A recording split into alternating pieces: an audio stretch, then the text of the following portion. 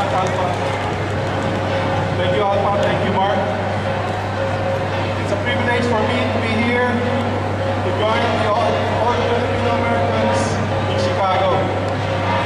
About 18 months ago, my wife said it would be lovely if we had a group picnic or a fiesta in Chicago. And somehow it was met with a bit of mixed reactions.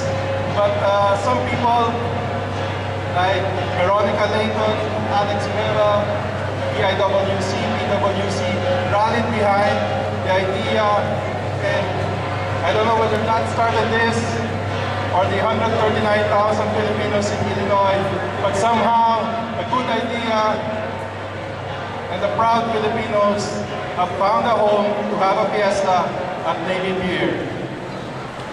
In the Philippines,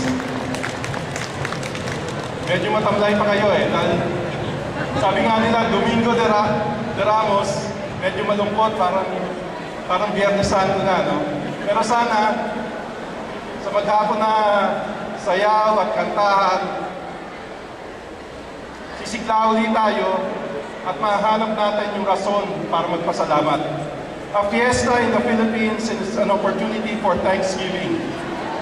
The Filipino community, wherever they are, always thank God for both the challenges and the opportunity to do good in the world.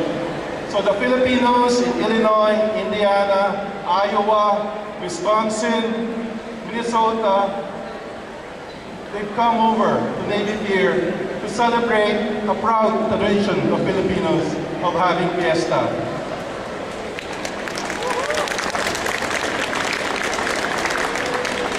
Last week, nahirapan kami magtanim para magmukhang Pilipinas ang Navy Pier. Naglagay na rin kami ng Ferris wheel sa labas para maalala ng lahat ng tao na piyesta to. At iniimbitahan kayo ng Hermano Mayor, sagot nila ang pagkain. Para lang lumigaya kayong lahat.